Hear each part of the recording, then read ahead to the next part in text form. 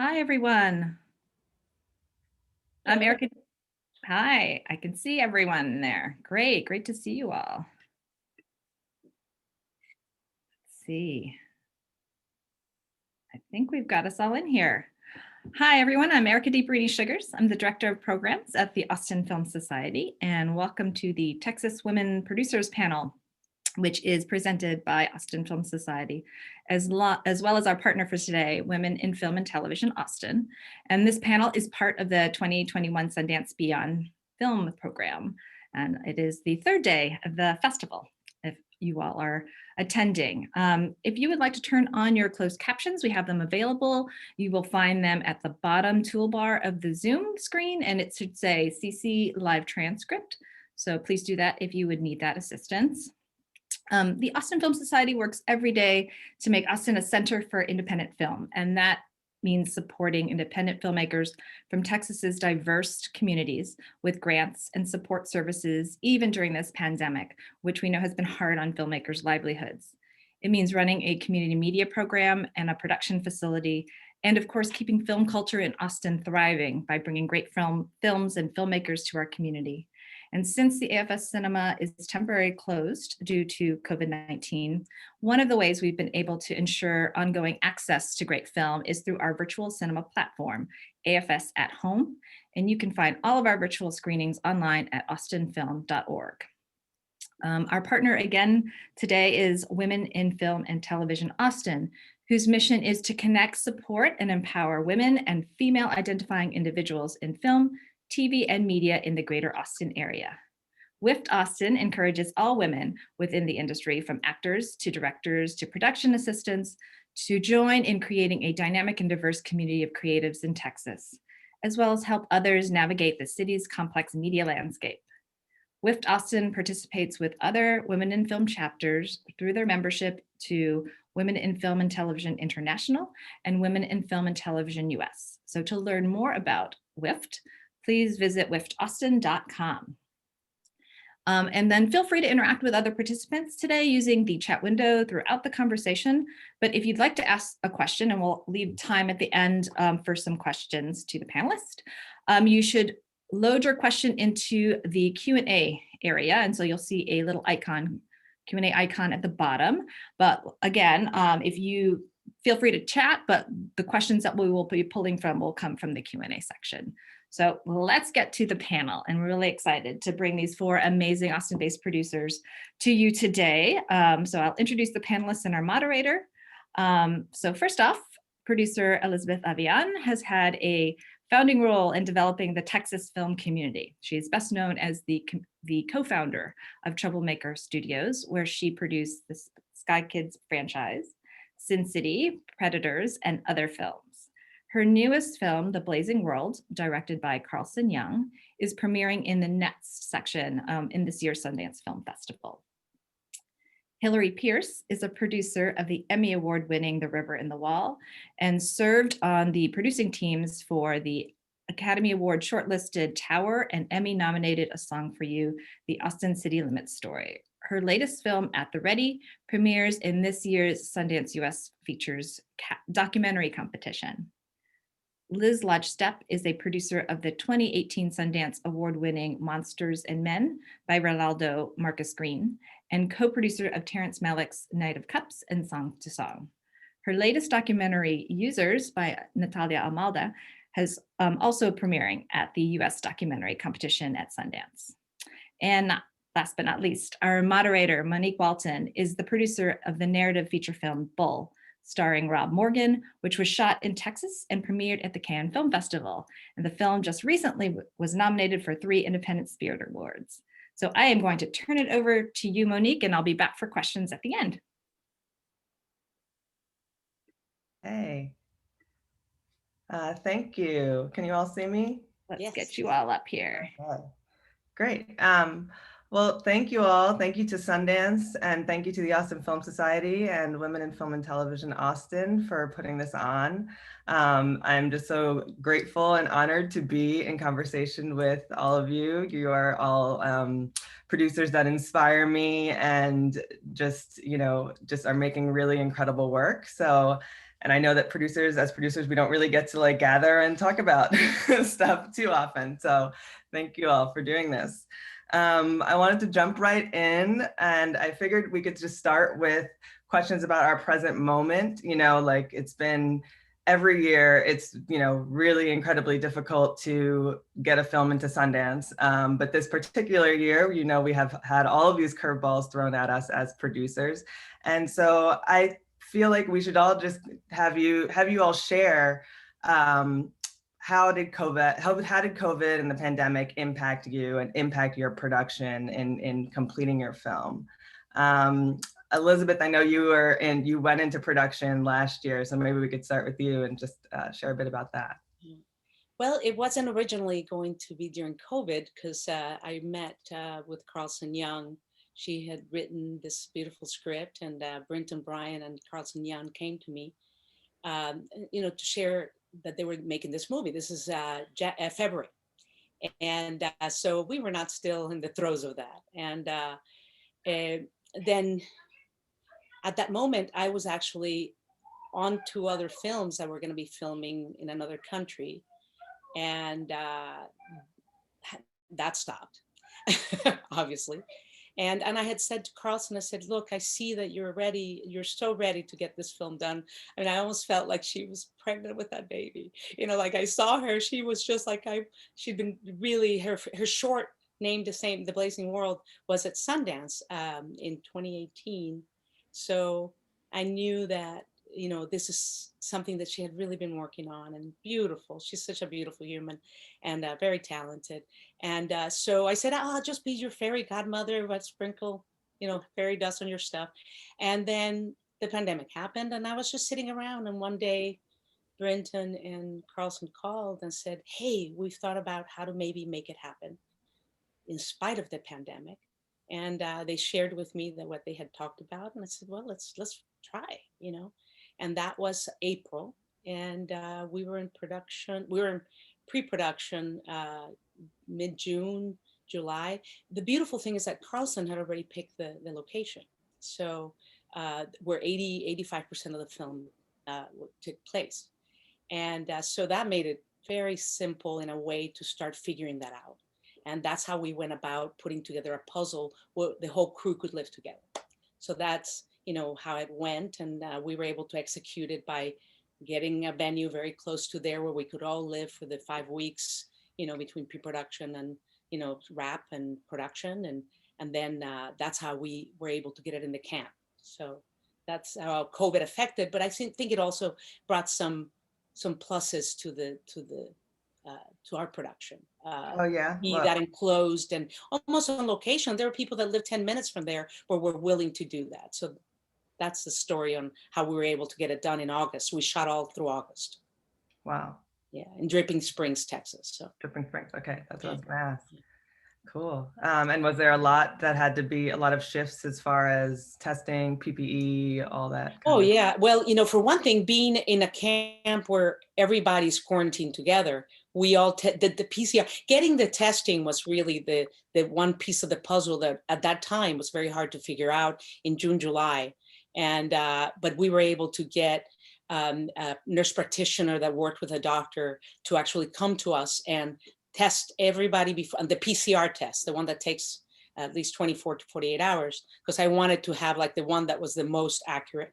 And everybody agreed to pre-quarantine a bit before they came into the world that we were completely closing and in a bubble. And we used obviously PPE. You know, the actors are the ones that you really notice how they're the most vulnerable, you know, because they have makeup on, they can't put on, you know, what we can put on. So they're the ones that I feel truly are the ones that most vulnerable. So whenever we needed a test, so before going in, we did that. And about once a week, we tested different people. It was very like, we really had to keep it very close because Carlson Young was the director. She was also the lead actress. So, you know, it was really, she went down. So we protected her like, so they, you know, she wore a shield, you know, and everybody was really, you know, mindful of that. So yeah, that's great. That's how it went down. Wow. Yeah, it's amazing. I mean, I know, yeah, there's so many productions that have had to do that, and it's like, it's a whole, you need a whole other producer to do that part side of things, it seems like. Liz, you users, I know was in the making for a number of years, is that right? How was it this past year completing the film? We had to completely shift gears. Our plan originally included filming in China. It's a look at technology and humanity, and one element in particular that we find interesting is surveillance and how that's changing and shifting. And so, knowing what was happening there, we wanted to go in and film in China, and of course that did not happen. And we locked down and had several other international shoots planned, and ultimately created different workarounds to explore the same themes, and we're able to look at surveillance but through the eyes of an owl, which is something that is more of a throwback, to past films. And how are we watching police now are using pigeons and experimenting with cameras in different creative ways, for better or worse. So you take the same idea you want to impart and try to get creative with what solutions you have on hand. And we were very fortunate on the production side to also have a bubble where Natalia the film is a true family adventure, because her sound designer, co-editor, writer is also her partner in life, her husband, and then the DP of the film is his brother, so her brother-in-law. So the production itself, we were able to keep really small, and boots on the ground were truly just her family. So it made it very easy. We did a lot of filming with her kids, are a big feature, as we're exploring motherhood and all of this as well. And it's been interesting to see too, ideas that we had explored. For example, we were going to film telemedicine, in 2019, we were talking about this and exploring different partners. And then all of a sudden in this new day and age, telehealth has exploded, and a lot of our use of technologies really exponentially changed over the course of this last year. And so a lot of these existential questions we were trying to evoke initially just are coming through in such a different way. So I think it's been, again, it's kind of, some shifts and changes, and not necessarily all negative as a result of this past year. Yeah, that's really interesting. Hillary, how about you? What stage were you in when the pandemic hit? What did you have to shift? We were so lucky because we'd actually finished shooting. So we were in post. And, I've been in Austin for, almost 8 years. But when the pandemic hit, I thought it might be a good time to take a little getaway to Marfa. And it worked out that Macy Crow is Marfa based. And so she was directing this film. So I came on at that stage. And she and I were kind of, workshopping the edit and, really trying to get to a rough cut stage. And then when it came time to, finish the film, we worked with Stuck On in Austin. And we did that remotely for the bulk of it.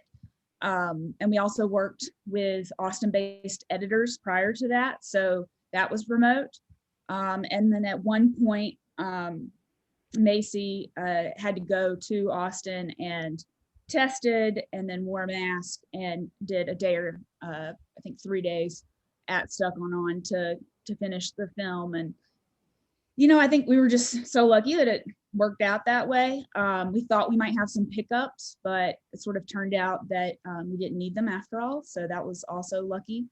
And I thought it was definitely easier probably than production, but it was harder than I expected, I think, like working remotely in the way that we did with our post team. Yeah, I was going to say, it seems challenging. Even some kinds of like remote editing too can be challenging, just as far as the technical aspect of it. Like just being in the room, I feel like with the director and editor being in the room is so key. Things happen way faster. So was it fully remote for you guys for all of your projects, or was it not for mine? We were editing here, and we actually engaged the Moon Tower visual effects company, and they did a really great job, and also Burning Tractor in Dallas. But that can be somewhat remote and then we used 3 artists here, but Carlson at one point did go back to LA. So some of it kind of went back and forth, and the color correction was happening in LA, and all of the post things were happening kind of in different places. And, grateful for the technology that can make that happen. Her husband, Isa Menace, is in Foster the People, and he's actually the composer. And he worked here in our sound stage to kind of put together the music as they were editing. And so when they had to go to LA, he was able to go back over there and finish what he was working on. And so it was a cooperation thing. But Carlson was very much in the editing room, just making it all happen. It really, truly is her vision, and that's what I wanted to see. It's a young woman she's 29 and just turned 30, and I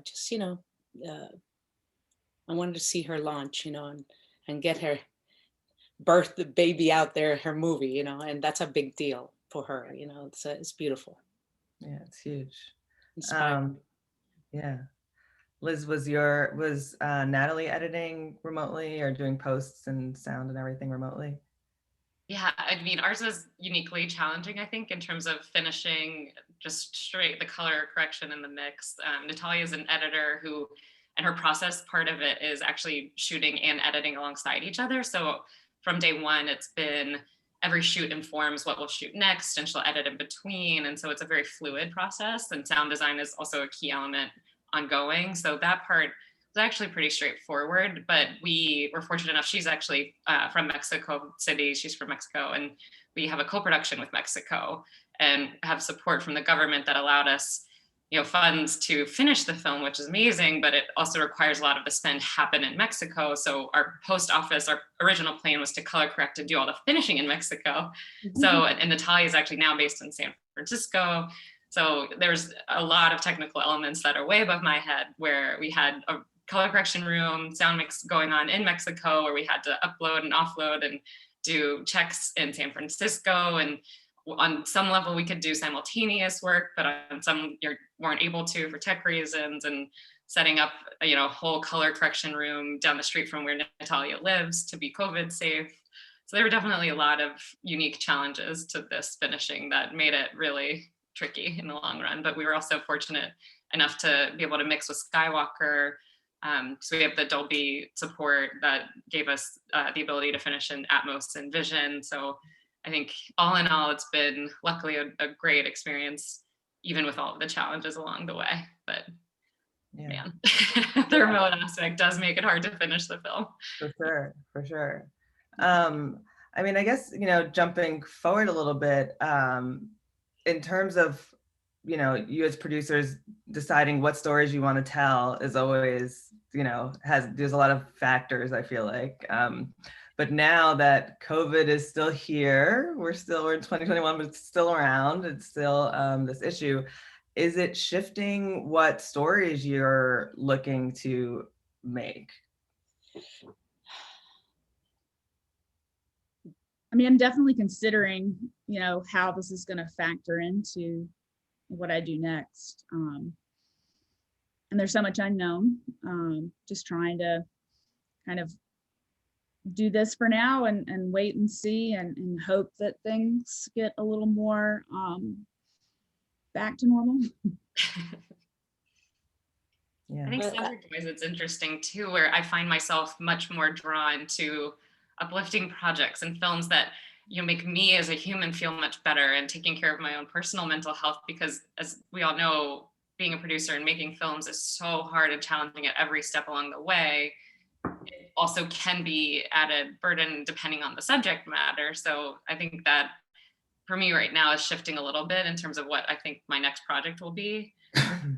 I loved this one, was very research based and a subject I'm fascinated in anyways. And you're exploring things about climate change and how you can take your work and create action in other areas of your life and combine different elements. So, but it definitely, I think, is affecting that just for mental health reasons too. It was like, what do you want to live with?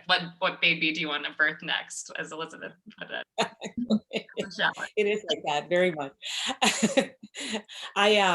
It's interesting because I did have several projects. Our company Teal House has several projects, including one that's animated. That's moving all gangbusters very well. That's awesome. That has really taken Rana Joy Glickman is in LA and I live here in Austin, and she's pushing that one. And then we have a couple of projects, like I said, that supposed to happen in Romania, because one of them is actually a Romanian story and it's historical, so you kind of have to shoot it there. And then I have documentaries, which you think would be hard. One is a historical documentary that is Roland Jaffe is the director, and we were actually doing a movie, but then because of COVID, we decided, why don't we do something where we make a documentary? Is a beautiful story that I own the rights with Jeff Fahey. And then we have projects, but I also am choosing for the narrative stuff, I'm choosing one movie. Of the two movies I have in Romania, the one that only has 7 actors, it's kind of written for this, is one set. So I can replicate what we learned and what we did in the Blazing World to create the bubble if necessary and really truly keep people together in one place and use mostly Romanian talent. And I will be taking my Alex Stoder, my visual effects supervisor, who will also, he's Romanian, and so it's kind of perfect. And he's worked with me for 20 some years. So it's really, I am choosing what's next, and at least which one comes next out of the projects that we have through Teal House and I've been working on before. And then I also have a documentary that came up while I was doing The Blazing World with Hector Galland that is more of a political bent. So more to be revealed. But very fun. But it is true. You do have to consider that this is for the long haul, at least another 6 months to 9 months at least. And, and we don't know, we know nothing and we're not in control. I mean, if we've learned nothing else is that we are not in control. And that is hard for a producer. So, damn, who knew, right? Right. Yeah, totally. And in terms of, theaters, I know we've been talking about how we're streaming everything. What are your, in terms of, do you think like theaters are coming back? Like, is there a return to normal? Is there, what are your kind of predictions or hopes? I hope so. I'm a moviegoer. I love being in the darkened room. So I think specialty things. I mean, I think the AFS Cinema, I think the Alamo Draft House, I even think Violet Crown, they will all be around because their business model was already not a huge box that is empty 90% of the week, and it fills up on the weekends. So I think that'll be, I don't know, that's going to be an interesting development, my opinion. Yeah. I think people are ready to get out of their houses as well and socialize and be around other people in a way that they haven't been allowed to for so long, that I do hope that people will flock back to theaters. I do also feel like you have to get more creative likely in the distribution side to get people off their couch now, since it is so easy and now become a habit to just stream. So, thinking about ways to eventize any sort of screening that you have or make it special or give people incentives to actually get out and really venture into the new world of the unknown post-COVID. What do you think, Monique? I mean, I hope so. I agree. I think people really want to get out. I do. I mean, I think that, I've been watching films, on my TV, and I'm just like, this would just feel so much better in a theater and sound better. I have like a decent sound system, but it's not like some surround sound system. And I'm kind of just really like just hungry for that. And I know that a lot of people are too. So I think that, once it's safe to really go for it, I think everyone's gonna that's my optimistic today. Today I'm feeling very optimistic about that. So yeah. I think it's going to be a lot longer, a lot further away than, we'd like it to be. But I'm desperate to get back in a movie theater. And it's weird going into your Sundance premiere without having seen your own film on a big screen. Yeah. I think actually you guys are going to see it in Austin at the drive-in on a bigger screen than I've seen it on so far. So yeah, it's so weird. And I was thinking, I was like, sometimes it does kind of make it harder to remember films, because it's like the theater, it's like you smell, it's like an experiential thing. Like you smell things, you remember like who you saw, you remember, it's just all this sensory stuff that it's like, nope, I'm still in my pajamas. I'm still on my couch. It's like you have to really like work harder to remember the actual film. But I want to shift gears and just talk about Austin, and like why Austin, why Texas, why you've decided to make your home here and your producing livelihood here. And Elizabeth, I wanted to start with you because we are all like reaping the benefits of your community building and foundation building of the film community. So if you could just tell a bit about why you chose Austin. Yeah. Well, I moved here in '86 from Houston. I was in Houston. I'm from Venezuela, but I moved to Houston, and I came to Austin to visit, and I knew it was home as soon as I was 15 years old. It took a little bit longer for me to get here, but I got here after college, and because I went to college in Houston at Rice. And for one thing, when I started working at UT Austin, I immediately veered toward what was happening in communication in that department. I worked for the executive vice president provost, so we got a purview of every department. And I found interesting that UT, even at that time, was top communication, and they were the highest recruiter of Latinos for that particular college, and of diversity. They were like the most diverse college in the whole university. Wow. So even at that time, when I worked there from 1987 through 1993, and so I immediately began to meet Tom Schatz, because he'd have to come and visit the and the dean, and because he'd have to come visit the executive vice president provost. So then all of a sudden, while I was working there, Robert Rodriguez was entering. So he hadn't entered sophomore year yet in college, and he came to work as a file clerk at our office, and that's how we met, and we hit it off. And I had done theater and was always taking film courses at Rice, so that's where the birth of that happened at UT.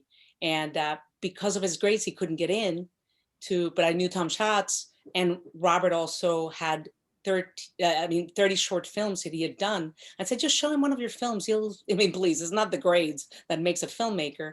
So he took me up on it and went over there after he had won the Third Coast Film Festival, which was the original one before South by, and that Louis Black started. And so it was a whole process, and once we began working, it immediately took us to LA, because Mariachi and Dusk Till Dawn and it was just boom, we were out in LA, which is fine. And but always kept our apartment here, because our dream was to come back and build something. So in 1997, Mariachi came out in 93, Desperado 94, Dusk Till Dawn, 95, Dusk Till Dawn in 96, but we already were building a house here. Throughout that, like, hey, we're not doing this. And then, around that time is when I read an article. Shelley Duvall was talking to Ann Richards about, turning, when they shut down the airport, which is looming, at that time, and turning it into hangars. And I remember the flight that I was on when I read this in Texas Monthly, and I thought, well, there you go. So put a note to yourself. And as soon as I knew when they were closing down the airport, the original, Mueller, then we found the spot, and Rick Linkletter at the same time found what the hangars that, for AFS and for this Austin studios. And that's how it all kind of happened on the same part of the property, the original property. And but meantime, before all of that, we did faculty. We did Spy Kids, the first one. We didn't do that one at the stages. But when we came for faculty, there was this amazing crew already. It wasn't very deep, but they had been trained on a lot of movies of the week, and Bill Whitliff and Bill Scott had been here for a while doing movies of the week and doing Red-Headed Stranger and Barbarossa and Ned Blessing. And there was, you know, a combination of things that had created a small film vortex, you know, things were happening. I mean, Chainsaw, I mean, all of these things had happened. So we knew that we could come home and make it happen. So we did with the faculty. We just busted a move and moved here. We hired Bill Scott as a line producer and began to build and to create crews. And deeper crews, because you don't want to be the one that goes, you got to work for mine or you'll never work for me again. You don't want to be that person. You know, I'm not that person to begin with, but you know, when you're fighting over who's the best crew, and you know, so the thing was to build depth of crew, you know, and that's what we really worked on. And Rick and I mean other people that were doing things. They were doing Friday Night Lights. They were doing many things at that time, and then it was about the incentive, because that was happening everywhere. That was during the Rick Perry years. His wife is really the one that got behind us on that. Rick Linklater and I, and you know, everyone else, but Rick and I actually went to the meetings with Mrs. Perry, and she helped that a lot. And then, and Ann Richard had put the seed of it all to begin with. And so it's just a continuation of everything that's happened. But yeah, I agree with you that I love shooting here. The crews are incredible. The 40 people we had, not everyone was from Austin, but most were from Austin and had worked either with me before. Some had worked with Brent and Brian before. And then some had never worked with us before. And it was really it was beautiful. There were 40 of us doing the whole movie. So, and I just love working here. There's just such a can-do attitude, and we continue at Trollmaker to make these movies here. We Can Be Heroes was shot here through, not this past summer, but the summer before, and it's the #1 movie on Netflix, people. So, and by the way, all of it shot here and around. It just was such a joy, because it brought back all those kids movies we shot before around here. It's been a while since we shot Robert had done a kids movie. And seeing our children grow up here is a big deal for me, to have them be here and live a normal life and be in the business without the trappings of it, you know. So it's about building family in every way, at every level. Yeah, totally. And I think, yeah, like I said, I feel like we can feel that, like that community. Liz, how about you? Why did you choose Austin? Yeah, Austin for me started out a little bit as a fluke. I was an investment banker in my prior life, and thought that I was going to go to LA and make it happen there, and then realized I would be eaten up and spit out alive. And so I was looking at different options, because I grew up in North Carolina and just wanted to have a transitional step along the way. And timing, life is timing, I think. And I have one of my family friends recommended Austin after going to the Austin Film Festival. And so I started looking at the community here. And at the same time, my now husband actually took a new job that was Austin based. And so when he got that opportunity, I just knew that I had to give it a try, and was fortunate enough to actually work for the Austin Film Society. So I went from banking to interning at AFS, and they really are the reason why I'm in this industry now, because every opportunity I've had started with them and with that community and the people I met through AFS, and that's a continued support and doing things like this panel and the type of network within the community of Austin that they continue to build. So I think it's really been an amazing place. And we did a stint, moved out for about a year or so to New Orleans. And by that time, Austin had become home. It was a place that I wanted to fly home to when I came back from set. And so I realized we just needed to move back. And now in a later phase in life, starting to have kids, and where do you want them to be raised and grow up? And so it continues to become more and more of that place and that home feeling that you have along the way. So for me, it's more, okay, this is my place. So now let's make it work, and let's figure out how to build this community and make sure that we can have a viable film industry here too. Yeah, that's great. Hillary, what about you? I know you were in New York before you moved here, or? Very briefly, I didn't know Liz was from North Carolina too. I'm a native North Carolinian, and I moved to Austin sight unseen in 2009.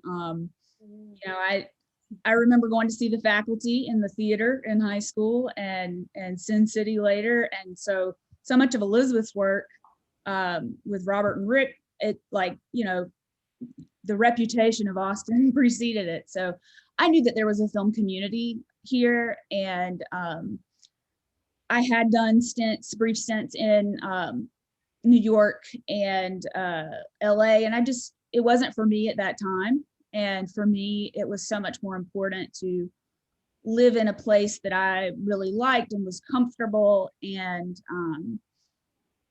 I think what's great about Austin is it feels like a small town, but everyone operates on a national and a global stage.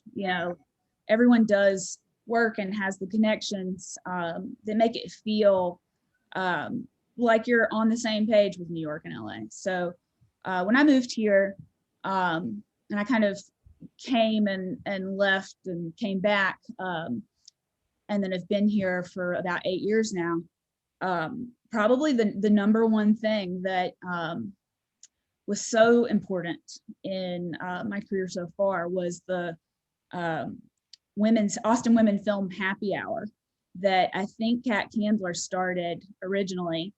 And, that was one of the first things I did when I moved to town. And I can trace almost every one of my relationships in Austin film back to that happy hour. And it's just something really special. I've talked to a lot of friends, female friends, filmmaker friends in other cities, and, they don't have that kind of thing, this like sisterhood that we have in Austin. I have so many female filmmaker friends in Austin, and it's huge support for me. So that's really, I think, such a special thing about Austin film community.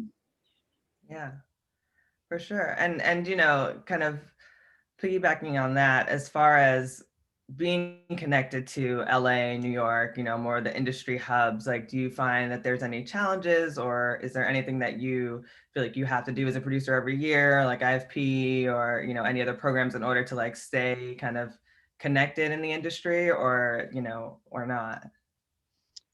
Yeah, I think it's important to take advantage of those kinds of things. I mean, I've found IFP, now the Gotham, Film Week, to be very important in several projects, and just kind of staying in touch with your folks, which now, I mean, after COVID and the way we've been working, it's like it's totally doable. And I don't really feel like filmmaking in Texas puts me at any kind of disadvantage. And I'm speaking more as a documentary filmmaker, but I don't feel too disconnected, but I think those kinds of things really do help. And Austin Film Society is so great at connecting us to everyone else.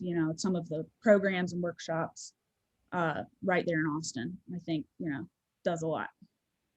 Yeah. That's the first thing I give for as far as advice to young people when they're asking, they're here in Austin, they want to get involved. I always tell them, it's like, join the Film Society and go to the programs, make sure you go, to the theater and watch these these incredible, opportunities you have here. That come along with that, and the grant programs and all of that stuff that, Rick and Lewis Black, Rick Linklater and Lewis Black started and has thoughtfully, Rick has been so thoughtful with everyone, with Rebecca Campbell and everyone that has worked there to create a real inviting, and to see the new generations. I mean, I've known so many of the ones that were in college, and then, Brian Poiser, for example, who, young man and very, college, and then, and Kim LeBlanc was Robert's assistant during one of the movies, and, and just to see them all grow up, Megan Kilbride. I mean, it's really fun for me personally to see the growth of these young people, and then they get nominated for things, and they begin, I mean, just to grow in their not only stature, but in their abilities, and then also being able to stay here. That's such a beautiful thing, and then to see them have children, because so many times, you know, if you're somewhere where it's harder and you have to, you know, always strive so much, it's harder to make that happen. And both, you know, Kim and Megan, you know, I inspired them, as they say, and I, you know, and it's wonderful, you know, it truly is to see them build families. And you know, it's, you can do it all, you just can't do it all the time, you know, and that old adage. But yeah, I think that LA, I mean, I participate quite a bit in the Academy of Motion Pictures, because it's important to also bring the young people in, you know, to a part of the committee, so that we can bring new blood and youth and women, and, you know, really build it, you know. And so Stephanie Elaine, you know, wrote me in to be part of you know, committees that have to do with searching for producers that can then, you know, building their resume as they go through their career and come in, so into the Academy. And that has been a real, so I have to go to LA for certain things, and being in person at those meetings is important, in my opinion. So I make a real effort for that, Yeah. because sitting with a lot of really incredible, a lot of women, you know, that are there, impassioned women, and sharing that moment. But also so much I can do from here. You know, we've done it from here, and we've been blessed with that. But it took the, you know, putting the stake down and putting, you know, saying, no, this is where we're going to do it. And please give us incentives. Oh, you don't want to give us incentives? Oh, okay, well, we will still try to make it here. I mean, Alita, Battle Angel Alita was made with no incentives, except for the city of Austin incentives, and just some development. I mean, they were able to find, the Film Commission was able to find some funds to help, but nothing like you get somewhere else. But it was also made for a lot. I mean, John Landau and James Cameron left very pleased, and, you know, with the price tag and with the effort of these crews, you know, it really, really important. And the ability to go to Austin Studios and, you know, film there, and then right across the street, film in our studios, create a backlot. I mean, all of those things. So it is doable, and we can create worlds here that, you know, that are not necessarily, oh, film in Texas, it's based in Texas. So I'm a believer in continuing the mission as we know it, and that's the way to do it. Yeah. You know, Elizabeth, I love to hear you talk about the kind of chain of giving to the next generation of filmmakers. Megan Gilbride taught me so much of what I know. So it's just really cool to like draw those connections. Yeah. And, you know, and it's been great. James Crouch was our editor in this one, and he's a young man, you know, and I had I helped Porvenir, the one, the PBS Voces, and he was the editor for that with Andrew Chapter, and Andrew and I were working on a film version of that, and someday it might happen, I don't know. So, you know, to see the new generation.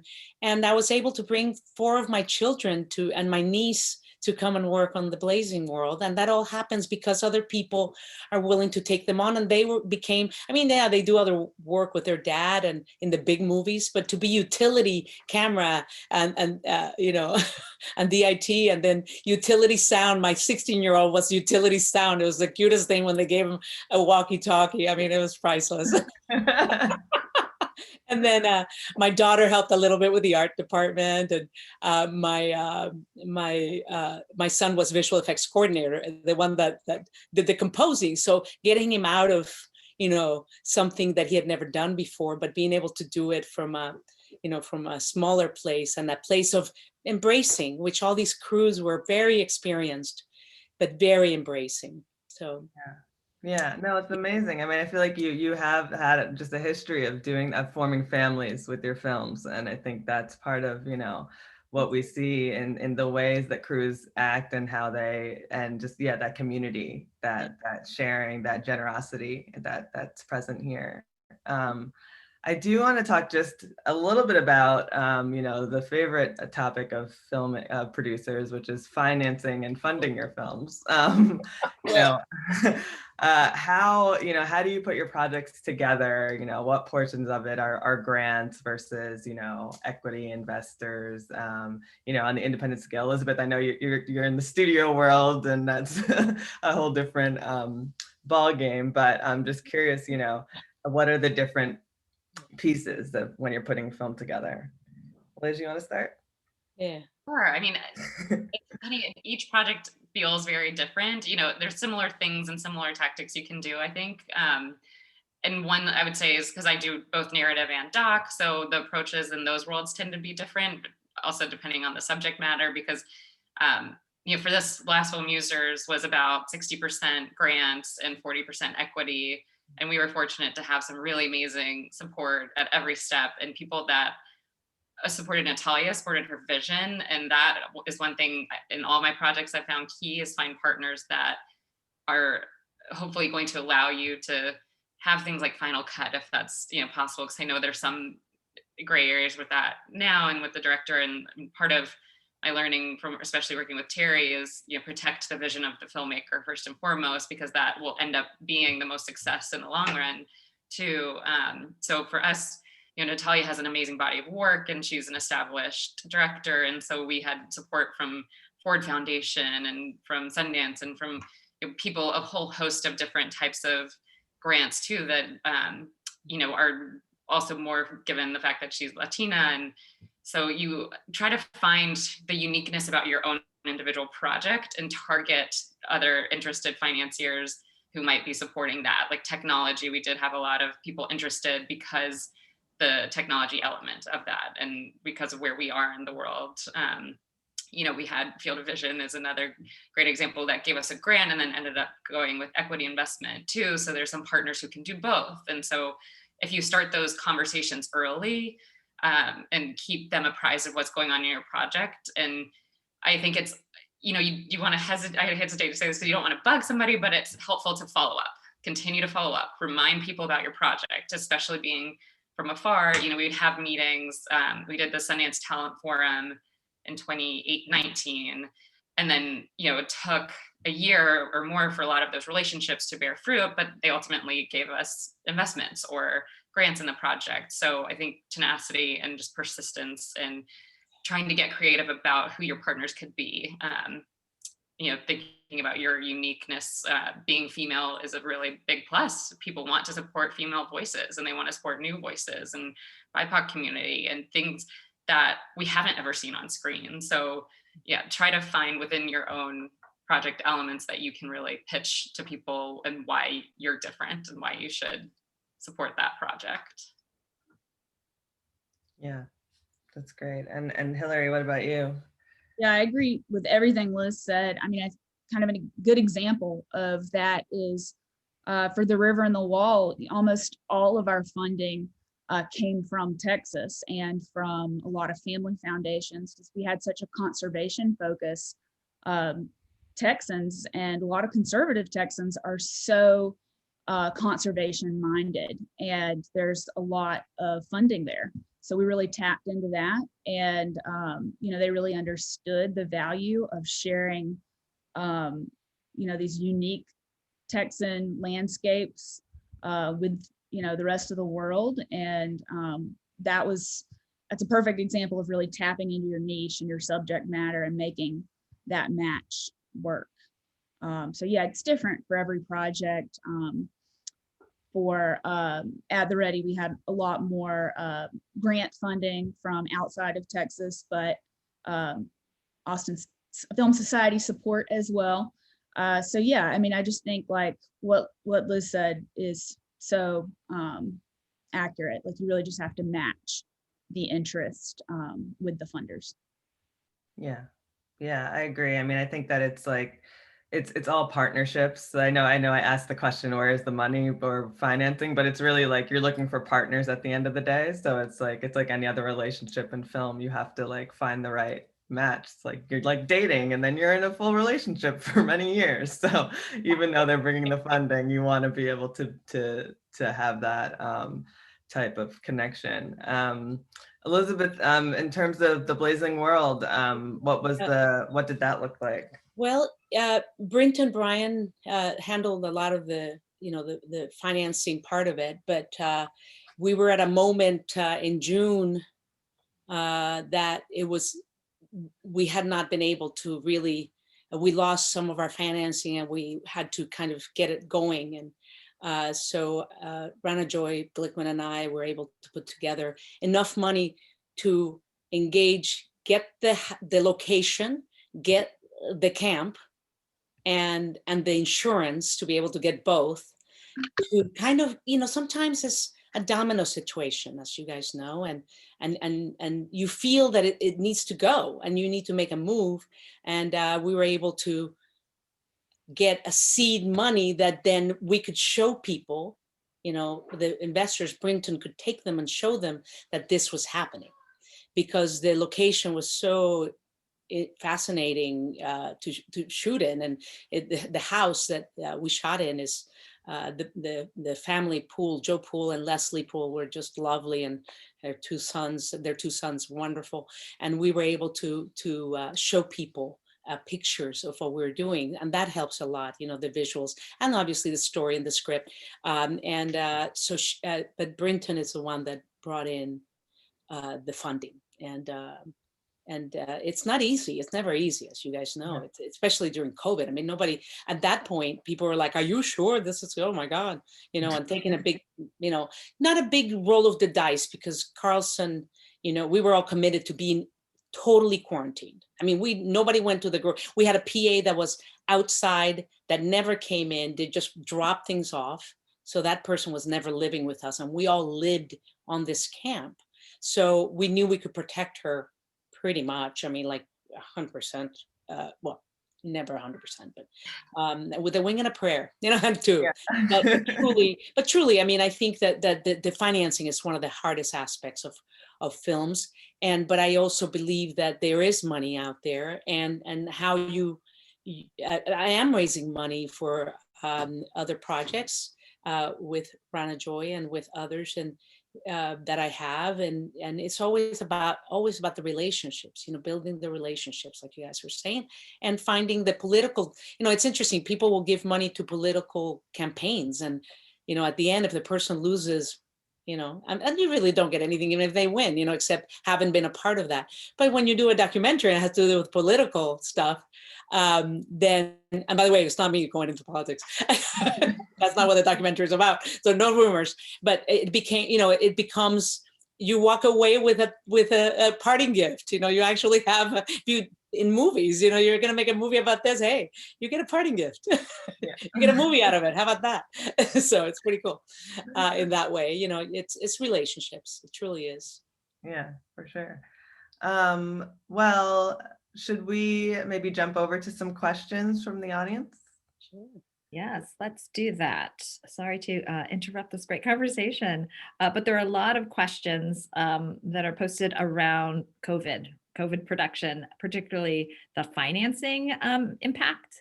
So can each of you talk about, how it had affected the budget with either extra or fewer expenses, finding funding and distribution? Anybody can jump in.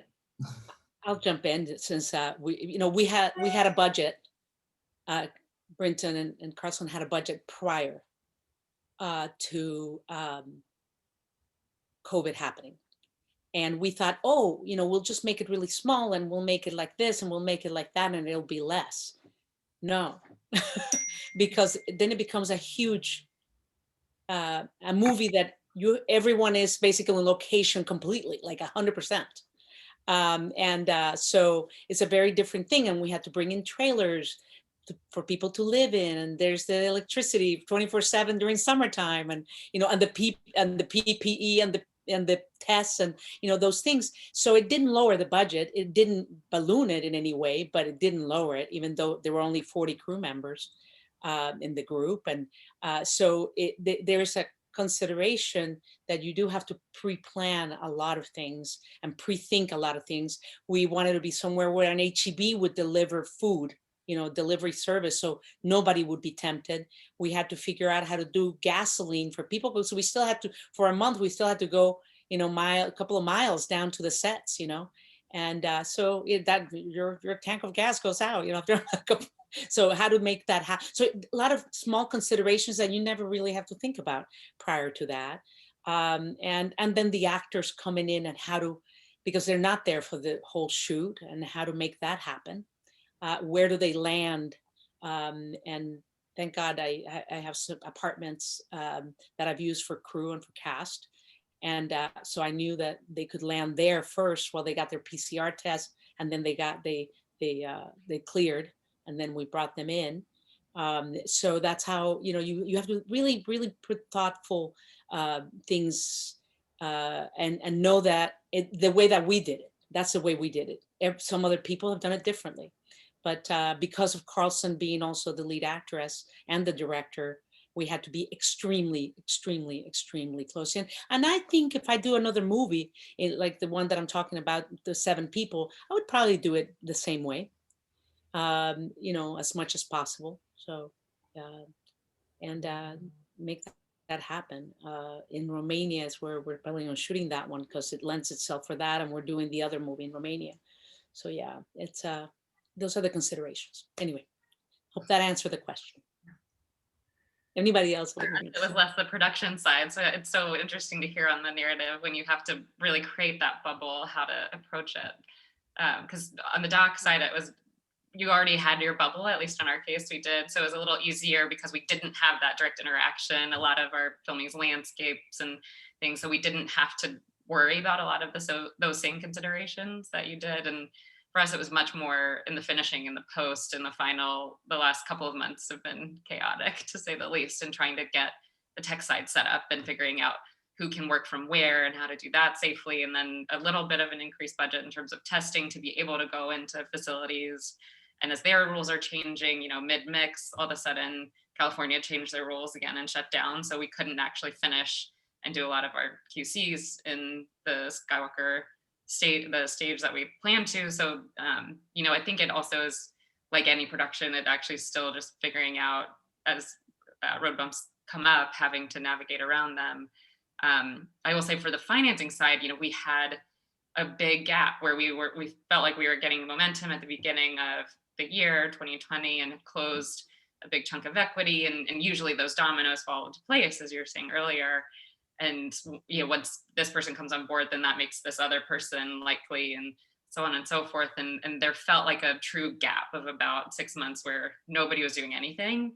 And it felt like people were just trying to wait and see what would happen with the pandemic. And then all of a sudden people started to realize, well, this isn't going away anytime soon. So we want to start looking into our slate for next year. And I think as other companies and distribution especially started changing their focus and announcing that they were going to launch big premieres online instead of in theaters, and things trickled down to then the production side and the ultimate finishing funds, because we didn't finish our financing until just a couple months ago, really. So it was kind of the last little pieces that came in at the end, and it remains to be seen for distribution going forward. I've had a bunch of meetings in the past couple of weeks with distributors trying to get ahead of sales in the festival, and hearing a lot of positive thoughts and of what people hope, again, as we were talking about earlier, with theaters opening up later, probably more like the fall. But I think people are still in a little bit of a wait and see moment because we don't know, and there's new streams, and every day there's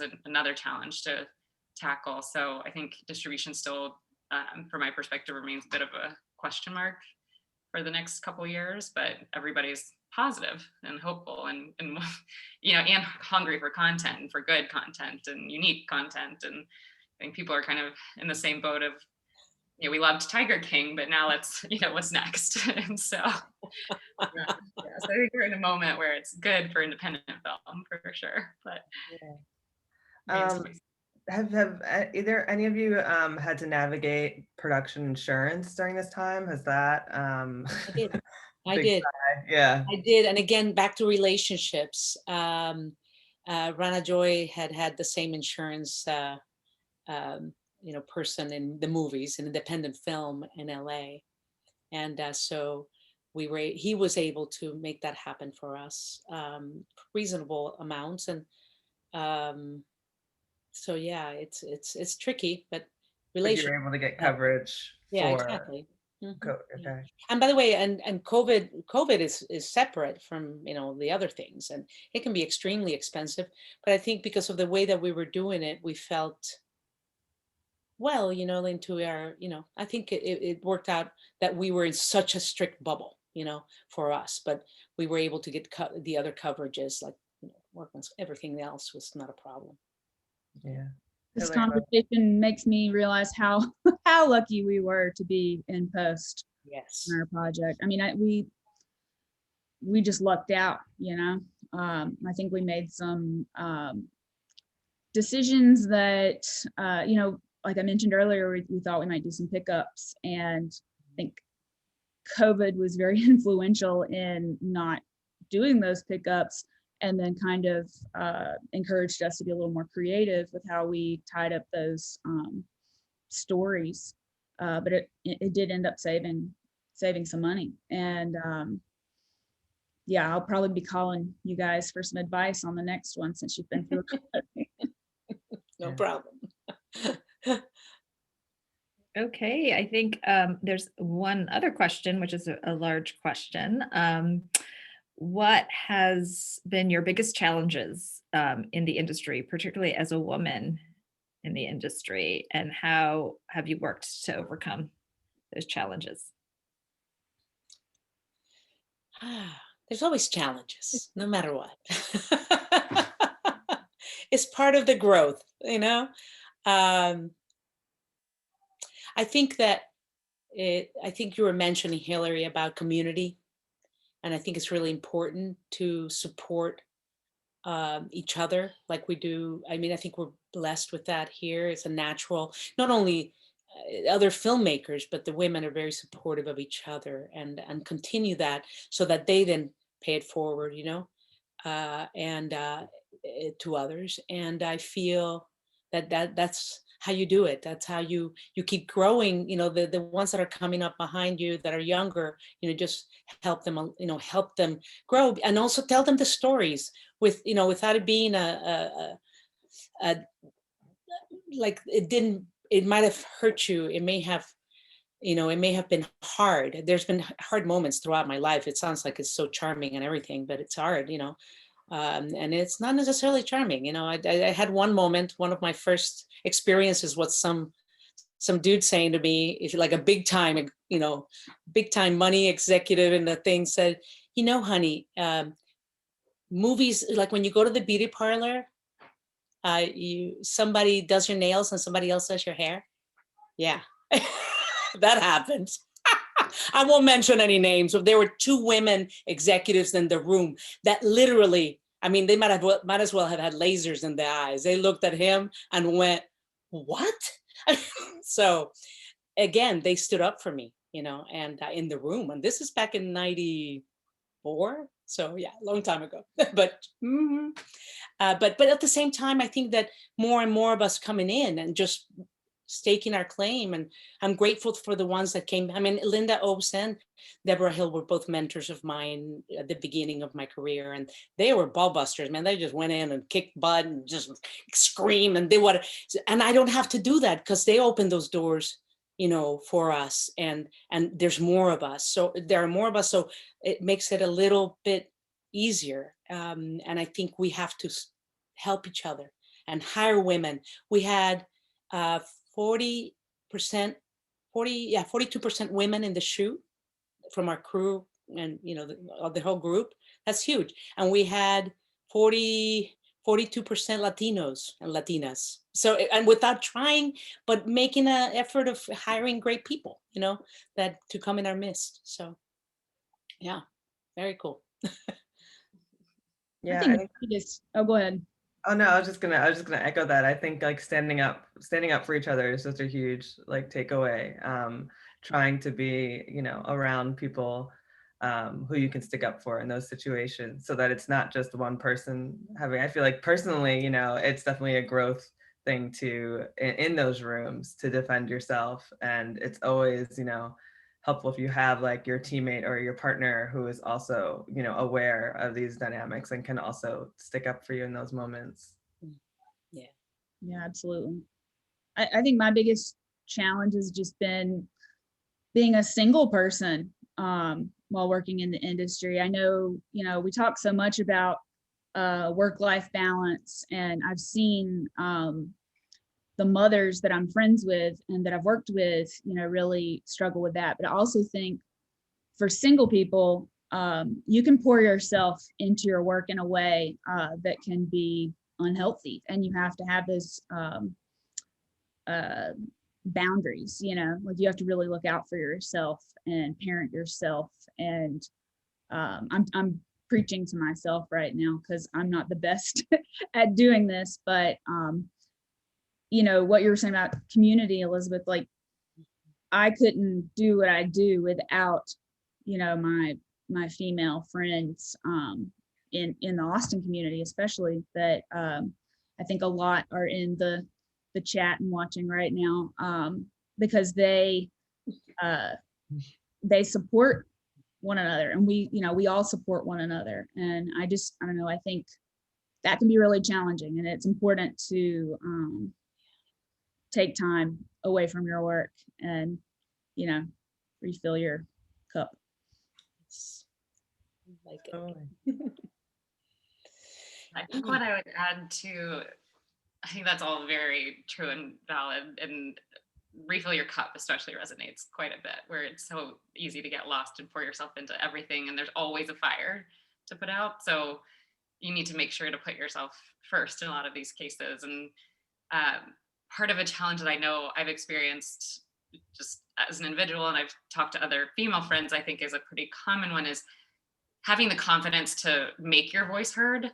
And that has gone for me in terms of, I read a script and I love it and I really want to make this, and then for whatever reason, it, like various partners that I've had, I've not been able to, or if it's something that I have an opinion that isn't getting heard, or I have a note there, just the way that you communicate with other people and feeling like your opinion isn't valid, or that you need to take the back seat, or the tendency to apologize. I noticed that, across the board, regardless of my friends, what industries they're in, females tend to have that say like, oh, I don't want to bother you mentality, where, no, I'm actually the boss of this shoot. So you are the line producer that I hired to work on this project, and I need you to deliver this to me. That's how this relationship's going to work. And, it's really challenging. And like Elizabeth was saying too, I'm fortunate to have people who came before me do the screaming and yelling, because that is not my personality. I could not really attack it in that way. But I've also had amazing mentors, like Sarah Green was one of the first people I've worked with from day one, and who have really taught me a lot in that realm of how to have a voice, how to be strong and still be you and yourself and not change who you are. So that I think has been really key for me, is finding your voice and having, again, the community and the female support to help you have confidence in that voice. And Monique and I met at the Sundance Producers Labs years ago, and she's been now one of my biggest supporters. I go to her for everything, big or small. So when you find your people, hold on to them tight. And kind of a throwback to an earlier question of how do you pick projects, that's another one I'm now very much considering and learned the hard way, is I will choose very, very carefully who I work with, because it is such a time commitment. It is such an emotional roller coaster. You really want to do it alongside the people who will fight for you just as hard as you'll fight for them. So I think that has been a big, big lesson of mine lately. Yeah, true. Absolutely. I think we're gonna unfortunately have to wrap up the conversation, but this has been really great and inspiring. And I want to thank you all for taking the time to speak with us, and also the audience for chiming in. There are a couple more questions, and hopefully you get those answered, and a lot of them were answered already during the conversation. But the films are playing at our drive-in At the Ready and the Blazing World is tomorrow night. And then Users, I believe, is on Monday night at the drive-in at our satellite screen. So we're really excited, and we'll have some crew there in person to intro the film. And we have a couple more Beyond Film program panels. Hopefully you can join us on Monday. We have a really wonderful one about shifting perspectives about the border and talking to some local filmmakers who are creating stories about the border, and Maisie Crow, the director of At the Ready, will be part of that panel, and one around the Texas, I think it's on Tuesday, North Texas filmmakers, talk shop there. So please join us for those panels, and thank you all to our panelists. Have a wonderful Sundance, and we'll see you soon. Thank you. Thank you. Thanks, John. Guys.